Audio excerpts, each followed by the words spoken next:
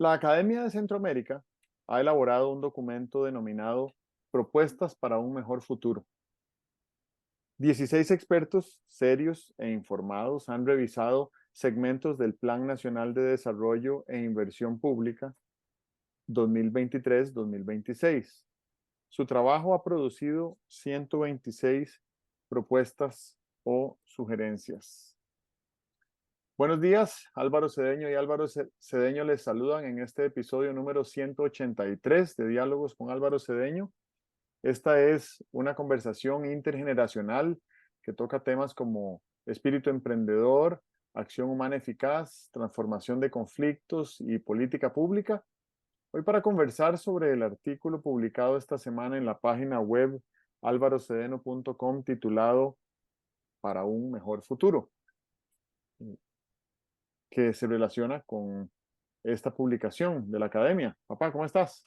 Muy bien, muy bien. Bueno, si quieres, hablamos. No vamos a hablar de las 126 propuestas, eh, pero sí creo que es importante conocer que existe este documento y que además hay una versión digital que se puede accesar, ¿verdad?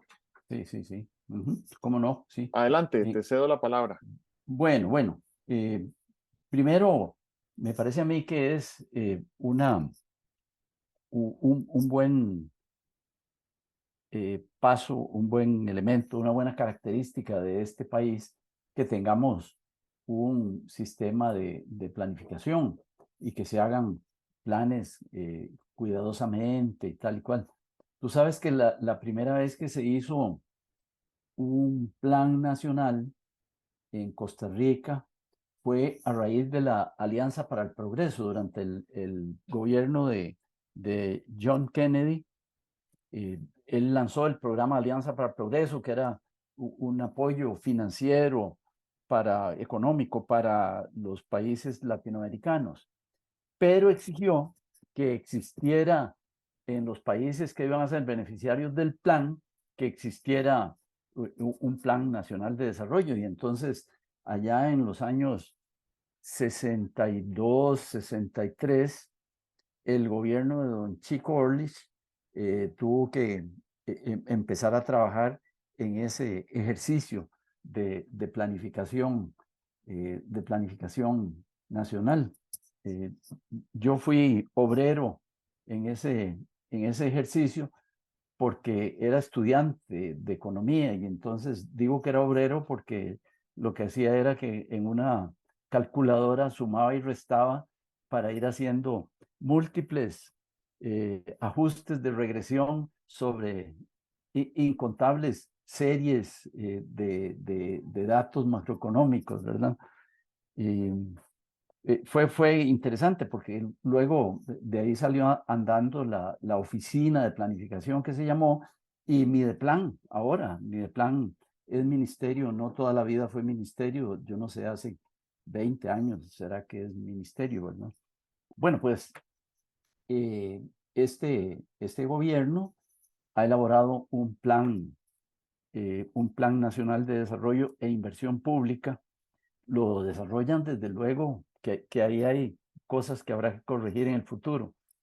Cuando el gobierno se instala, empieza a poner en blanco y negro el Plan Nacional de Desarrollo, y eso lleva meses. Este plan se publicó a finales del año pasado, cuando ya el gobierno tenía eh, cerca de un año. Eso es, sí.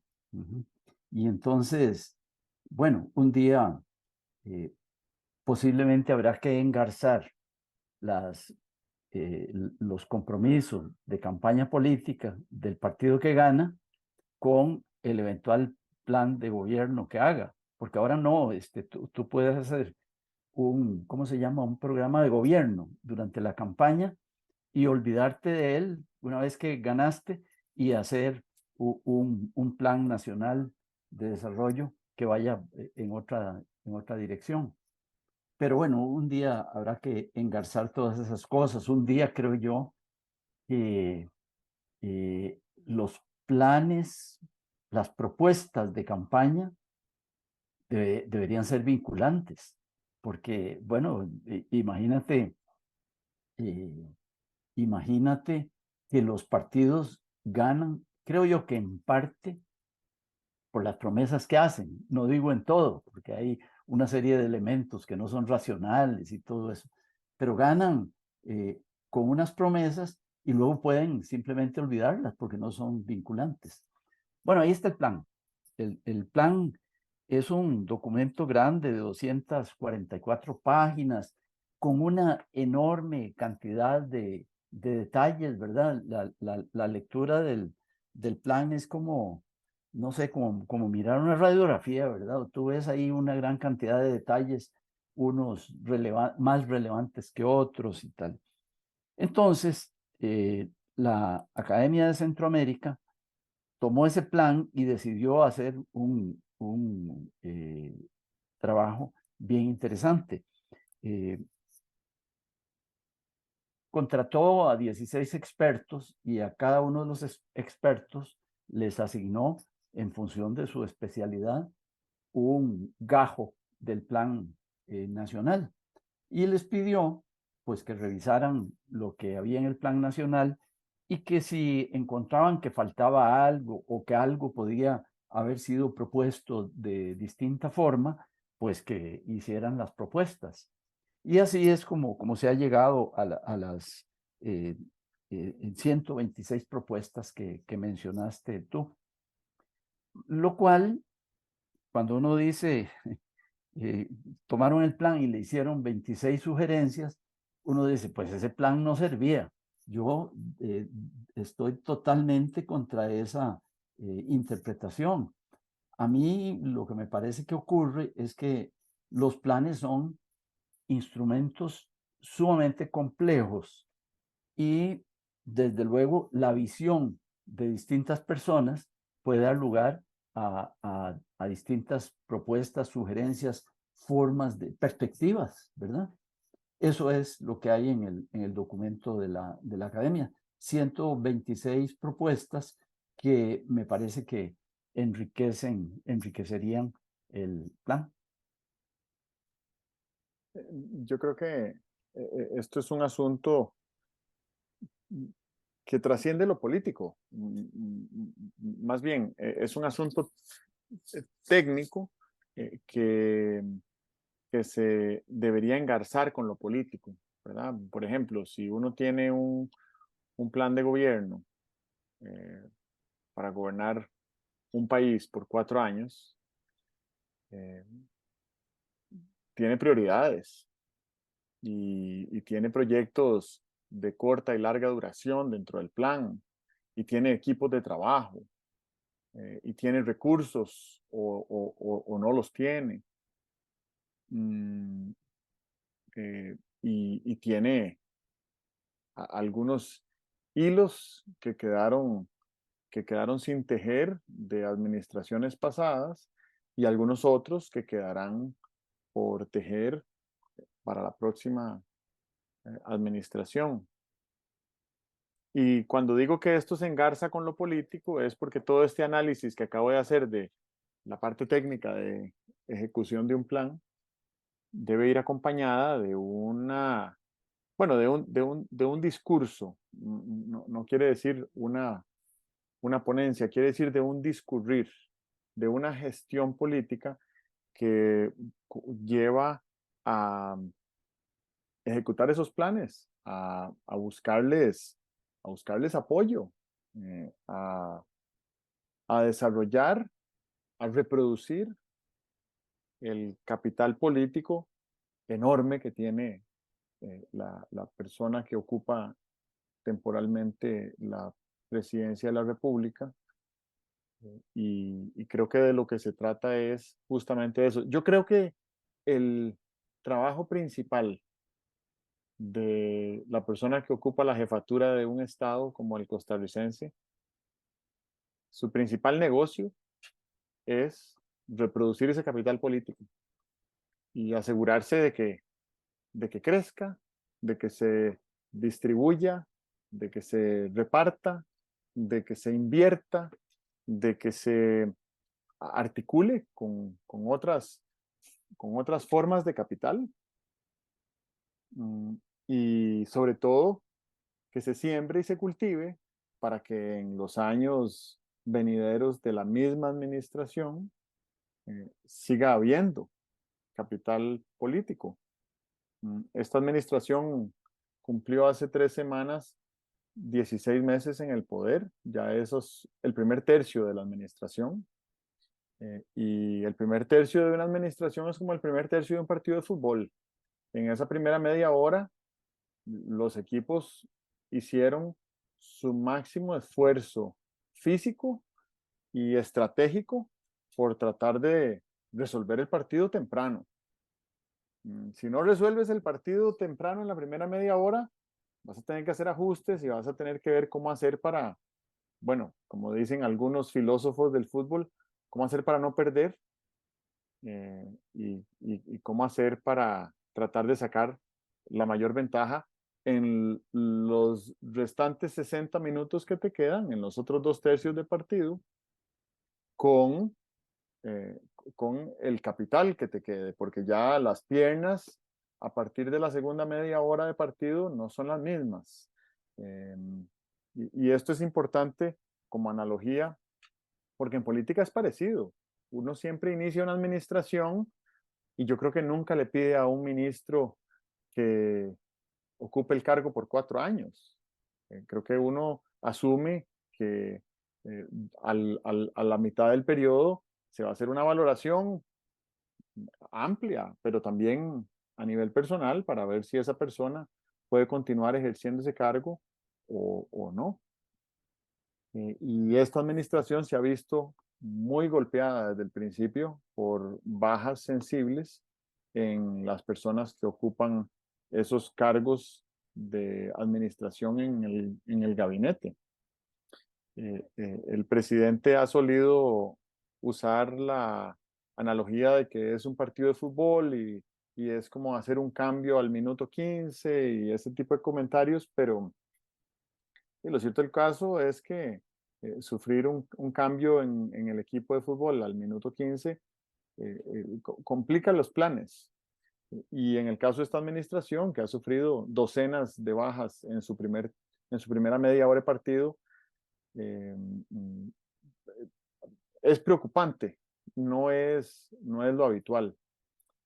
Pero también es preocupante que el discurso presidencial, el discurrir presidencial, el uso de la palabra, los minutos de micrófono que tiene el presidente no están orientados hacia el impulso de ninguna prioridad estratégica que, que sepamos, ¿verdad? No pareciera haber una agenda que el presidente esté reiterándole a la ciudadanía cada vez que hace uso del micrófono.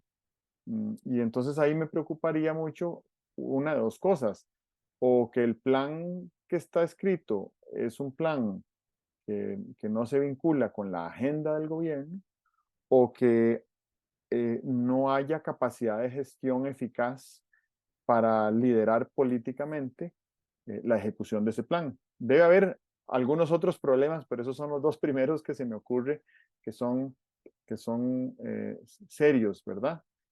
Y que por lo que hemos visto en esta primera media hora de partido, va a haber que hacer ajustes muy grandes para no perder y para ver cómo le sacamos el mayor provecho al encuentro en los 60 minutos que quedan.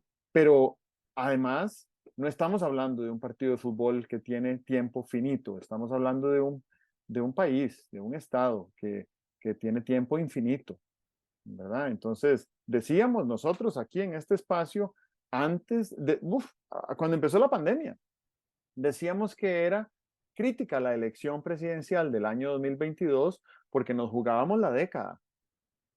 Quien fuera que asumiera la presidencia de la República a partir del 2022 iba a gobernar hasta el 2026 y el efecto residual de ese despliegue de energía política probablemente iba a durar 2 o 3 años más, con lo cual se nos agotaba el tiempo de esta década. Pero el país tampoco se acaba esta década, entonces sí tenemos que tener una visión infinita de que el juego continúa. Por eso creo que lo que sí me sirve, y me dejo de analogía, con esto te cedo la palabra, es que debemos hacer ajustes en el engranaje de este partido para garantizar que no vayamos a perder, ¿verdad? Porque creo que perder significa que el próximo partido vamos a entrar en desventaja. Estás con el micrófono apagado. Me llama la atención y tienes razón en que va un tercio del periodo de gobierno. Y dices, van 30 minutos en un partido de fútbol, ¿verdad? El tercio de los 90 minutos.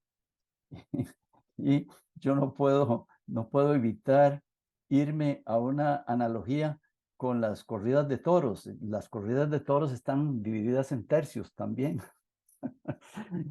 Eh, el primer tercio se llama el tercio de varas, porque es el tercio en el cual los hombres a caballo vienen con sus varas a hostigar al toro y tal y cual. Entiendo en técnica taurina que de lo que se trata es de que el toro baje la cabeza con ese primer ataque del tercio de varas, ¿verdad?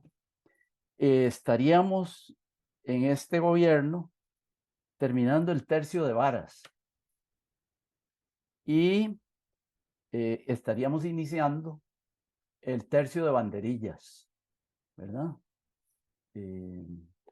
A mí me resulta sugerente pensar en que se está terminando el tercio de varas y que estamos iniciando el tercio de banderillas, pero no me atrevo a explorar esa analogía porque necesitaría mucho control del lenguaje para poderlo conducir adecuadamente. Otro día, tal vez en borrador, haga la prueba de hacer este ejercicio.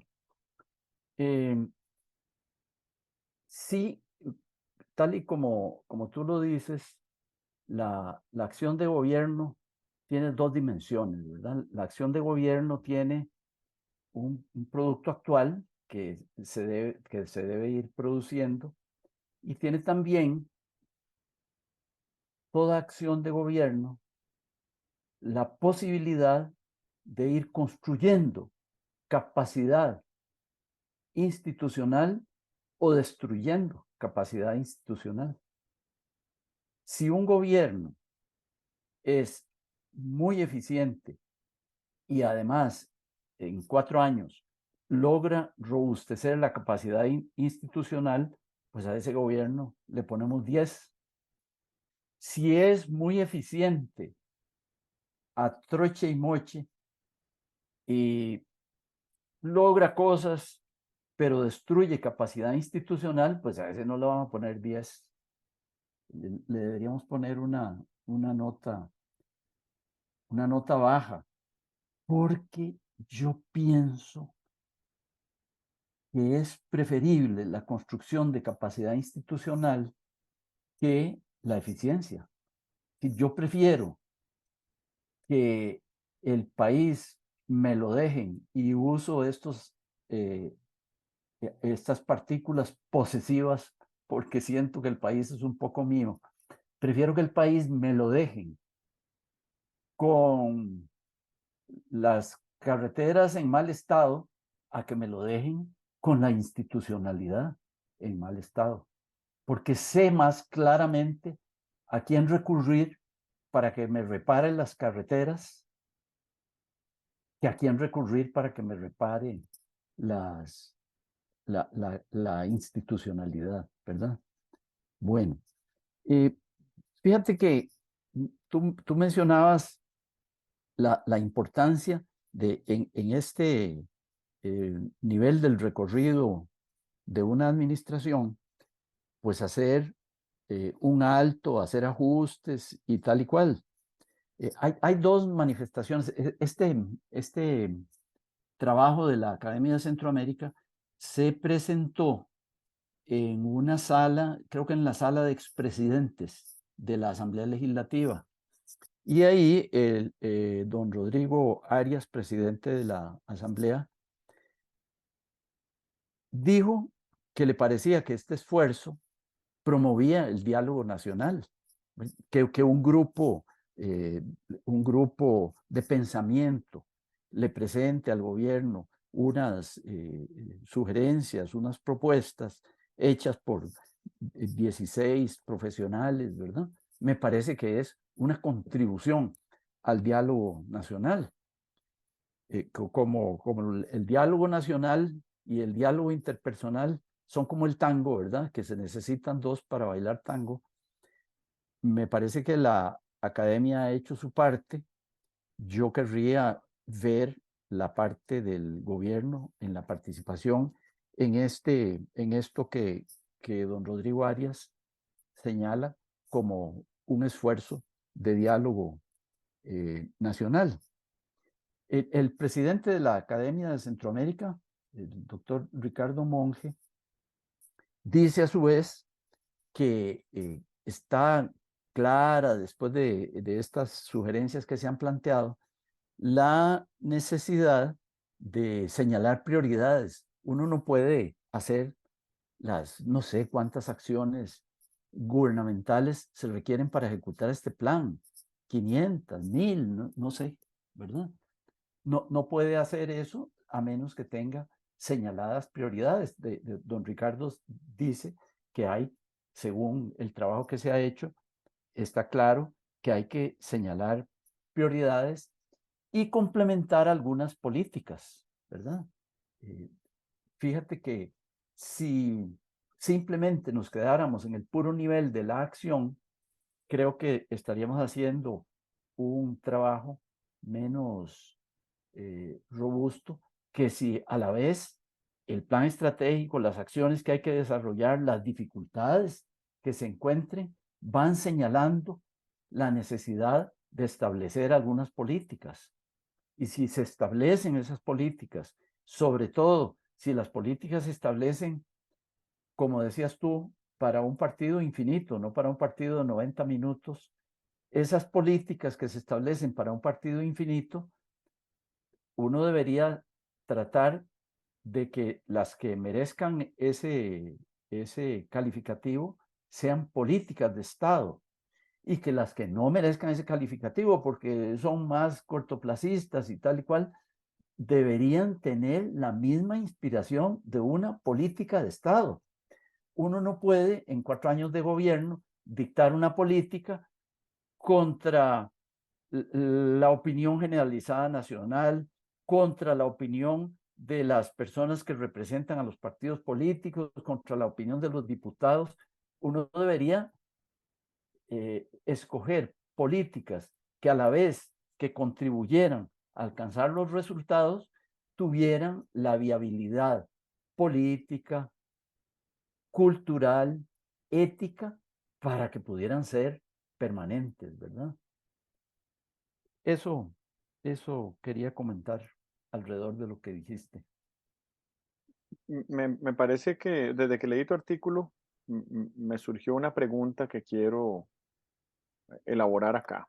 Y ahora con lo que hablabas de diálogo nacional, em, siento que es el momento pertinente para hacerlo.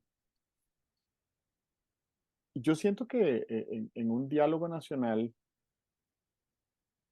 casi que en cualquier condición y circunstancia de un diálogo nacional, pero sobre todo en una circunstancia como la actual, donde hay mucha polarización a nivel ciudadano y además hay un escenario, un contexto global que es volátil, incierto, complejo y ambiguo, como hemos dicho aquí repetidas veces. Yo siento que el diálogo nacional debería de iniciar con la pregunta de si queremos vivir en armonía o de si queremos vivir en violencia. Mm, Porque eso creo que intuitivamente nos hace pensar en diferentes formas de armonía y en diferentes formas de violencia. Y así como la violencia se caracteriza esencialmente en violencia directa, indirecta y estructural, yo creo que la armonía también debería de verse un poco de esa manera, ¿verdad? Yo no creo que, que el gobierno sea, que ningún gobierno democrático sea para beneficiar a unos pocos. Me parece que un gobierno democrático lo que busca es eh, beneficiar a todas las minorías que están incluidas dentro de un gobierno, dentro de una nación.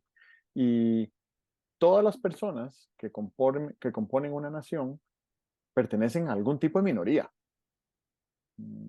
Entonces, la democracia es el gobierno de las minorías, pero de todas las minorías, no de algunas minorías.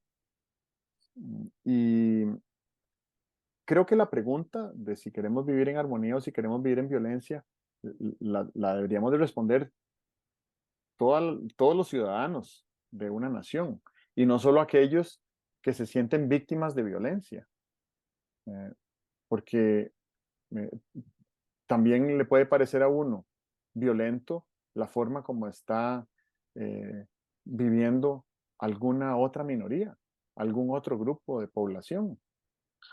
Y podemos dar nuestra opinión de si nos parece justo, ético, correcto, viable, sostenible que esas personas vivan en cierto tipo de condición de violencia. Eh, a mí me parece que la forma más violenta en la que vive las personas en un país como el nuestro es la miseria. La miseria es violencia estructural. Se refiere a un sistema cuyo andamiaje normativo, institucional, eh, eh, hace que un grupo de personas grande, pero aún así minoría, viva de manera crónica en un estado de vulnerabilidad eh, psicosocial y económica que les impide tener acceso a las oportunidades que la fundación de la Segunda República le garantizó a todas las personas por todo el tiempo que durara esta Segunda República. Entonces, es entendible que esas personas a las que no se les ha cumplido la promesa que se hizo hace 75 años, cuando se fundó la Segunda República, eh, se sienta abandonada, excluida, violentada y que sea además manipulada para conducir los asuntos de un país en una determinada dirección que no necesariamente les aumenta su bienestar ni los acerca a la armonía, sino que los mantiene ahí porque eso es lo que aumenta el botín político de quienes así piensan, ¿verdad? Todavía no hemos visto desde 1948 una revolución en Costa Rica que busque atender la violencia estructural a través de una revolución, ¿verdad? Y no estoy hablando de una revolución por las armas, lo cual sería violencia directa. Me refiero a una revolución del pensamiento, a una revolución del diálogo, a una revolución de la búsqueda de acuerdos, a una revolución de el desarrollo de capacidades de gestión para que desde la unidad más pequeña de habitantes, que es la familia, pasando por las organizaciones comunitarias de personas voluntarias, como hablábamos la semana pasada, hasta los gobiernos locales y llegando a los niveles más altos de gobernanza pública, tengamos masas críticas de personas con capacidades para gestionar su bienestar, para transformar los conflictos o las incompatibilidades que les aquejan y para transformar esas formas de violencia en múltiples formas de armonía. Y dependiendo de la respuesta a esta pregunta de si queremos vivir en armonía o si queremos vivir en violencia, deberíamos de ver cómo hacemos para atender eso, ¿verdad? Atenderlo quiero decir que estoy asumiendo que una mayoría incuestionable de personas, es más, una inmensa mayoría de personas, si no la totalidad de una nación como la costarricense, puestas a elegir y con una varita mágica en la mano, optarían por eh, vivir en más armonía y aumentar su bienestar y cultivar el florecimiento personal y desarrollar más, eh, más capacidades sostenibles para disfrutar de la naturaleza, disfrutar del arte, eh, tener acceso a alimentación, agua, aire saludables, ¿verdad? Mm, creo que hemos dado por sentado que aquí todo el mundo vive bien y no es cierto. Y creo que tenemos que vernos a los ojos y tener esa conversación sobre qué es aceptable como nivel de vida y qué es inaceptable. Y lo que es inaceptable deberíamos de llevarlo al extremo de decir, si es tan inaceptable como para que nos genere indignación, entonces hagámoslo una prioridad. Pero no digamos, aquí tenemos 20% de pobreza, el plan es reducir la pobreza y 40 años después sigue siendo el mismo porcentaje de pobres. Mm, Entonces siento que lo que nos hace falta es priorizar la armonía por encima de la violencia. Es bueno que saques el tema de la armonía, porque a mí me parece que es el sustrato de, es el sustrato de una vida comunitaria constructiva. Vamos a ver, ¿con qué relaciono la armonía? Yo la, la, la traigo a un nivel eh, personal, ¿verdad? La armonía tiene relación con dos elementos. Uno es con la ira y otro es con la responsabilidad, ¿verdad? Los chiquillos tienen rabietas porque no han desarrollado la responsabilidad. Cuando te haces adolescente y sobre todo cuando te haces adulto, no es que dejes de sentir ira. Sientes la ira, pero ya no la canalizas a la manera de la rabieta infantil. Has introducido la responsabilidad en el manejo de la ira. Eh, la, la, la armonía, yo no la entiendo como todos viviendo en jauja, ¿verdad? O todos viviendo en una jauja emocional, donde todo nos resulta agradable, todo nos da por aplaudir, todo lo disfrutamos. Creo que esa no es la armonía. Seguramente que hay distintos niveles de armonía, ¿verdad? Me parece que en, en una fiesta tienes un nivel de armonía distinto que el que tienes en un velorio y en tu casa tienes una armonía distinta a la que tienes en el trabajo. Pero de todas maneras, la armonía creo que se caracteriza por una disposición a, a ser constructivos, ¿verdad? Entonces, yo pienso que uno de los rasgos de las redes sociales, de la forma como la gente se manifiesta a nivel individual, no es todo lo constructiva que podría ser, no es armonía. Veo mucha ira en manifestaciones de la gente, en reacciones de la gente y tal, y veo mucha falta de responsabilidad también. Entonces, cuando hablabas de revolución, eh, eh, una revolución entendida como un cambio profundo en nuestra manera de ser, y planteabas que la armonía debería ser uno de los elementos de esa revolución, yo estoy totalmente de acuerdo, ¿verdad? Uno puede conjugar, conjugar el sustantivo armonía, como si fuera en latín, lo podríamos conjugar diciendo que la armonía tiene distintas formas de manifestarse, tiene formas de manifestarse a nivel individual, a nivel público, a nivel de nuestro trabajo, a nivel de nuestras obligaciones personales.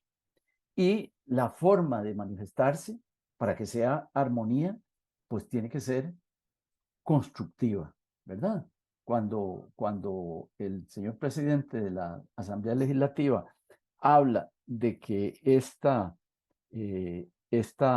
entrega de este documento por parte de academia es una apertura o una invitación a la apertura al diálogo. El diálogo es una de las formas de armonía.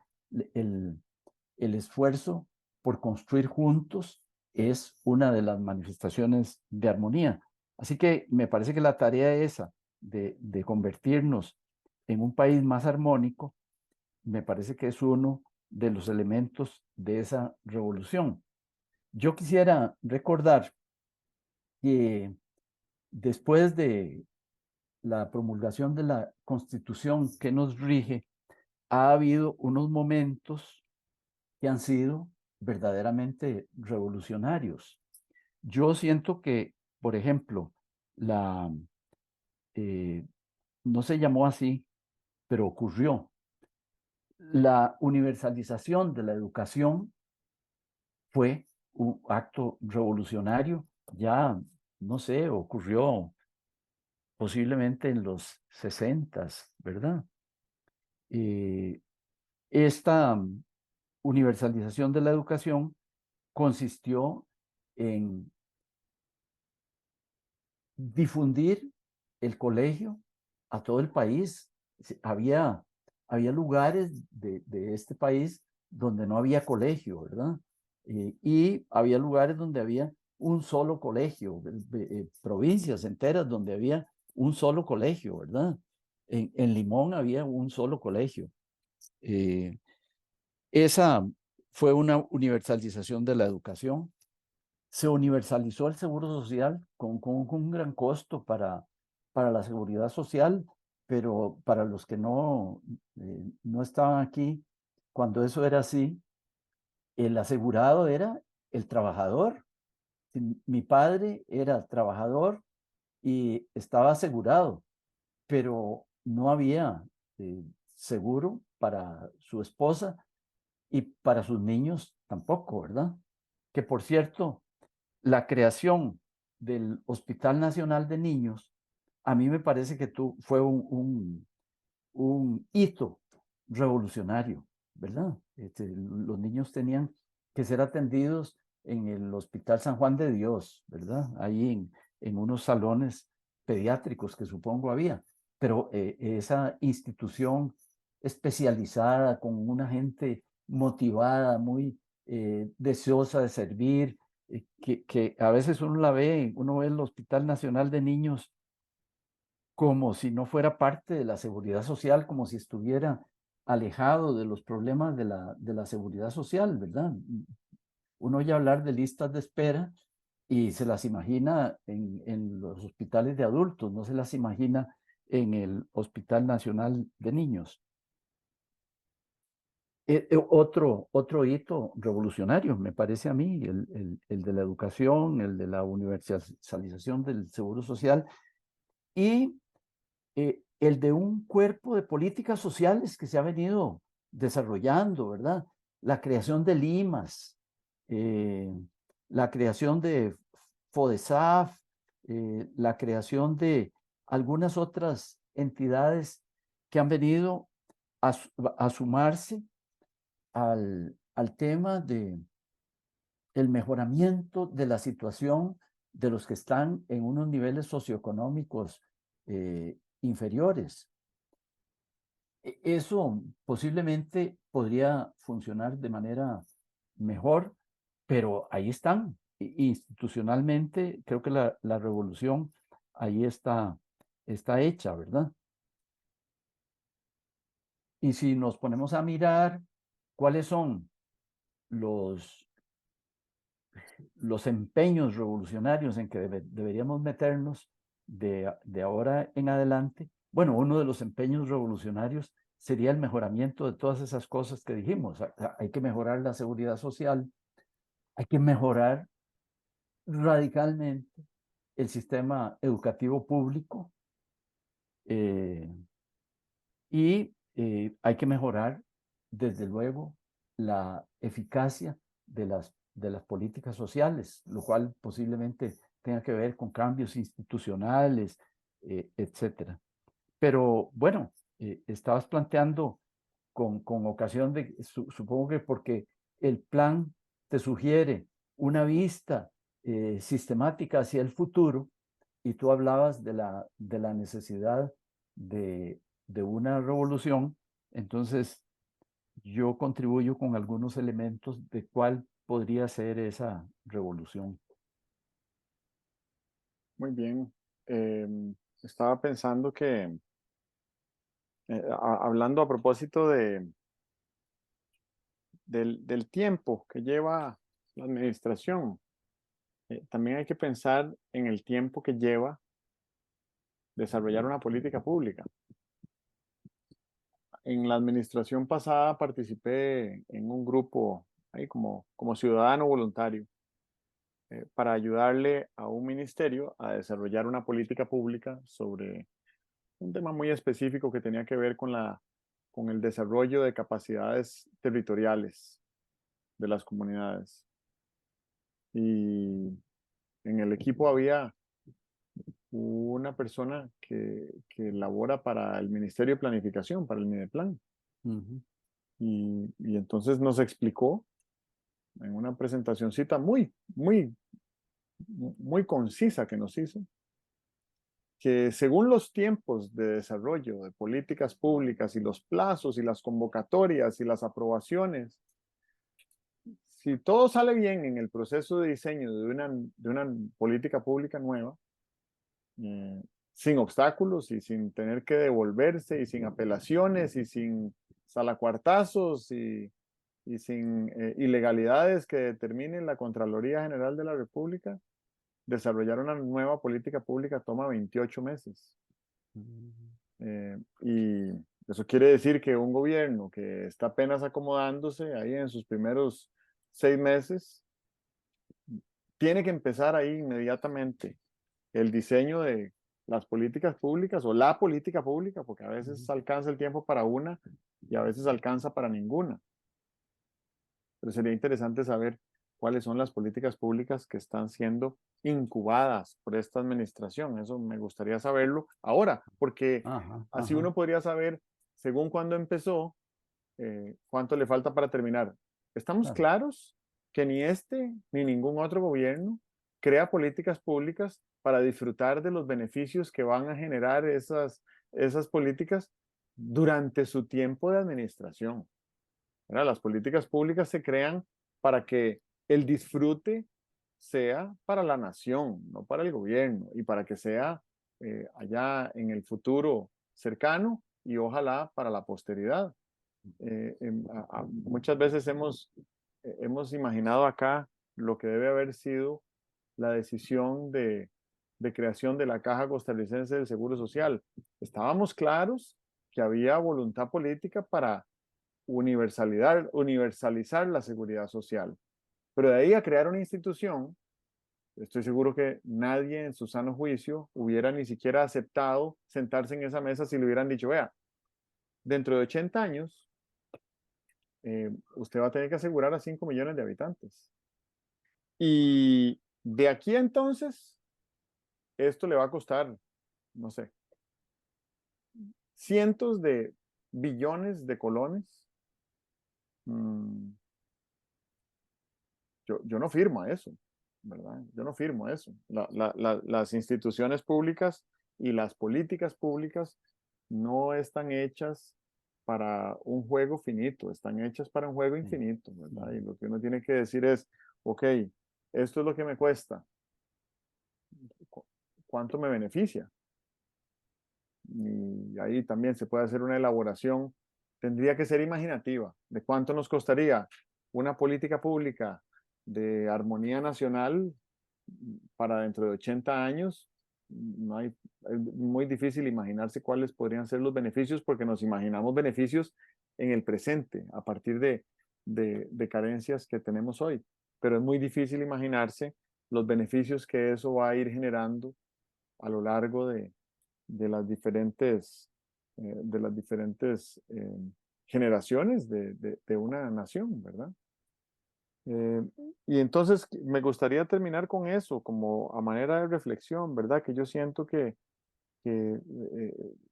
se gobierna para eh, hacer pequeños impactos, que hay que ser humilde también, ¿verdad? Los gobiernos tienen una limitada capacidad de gestión.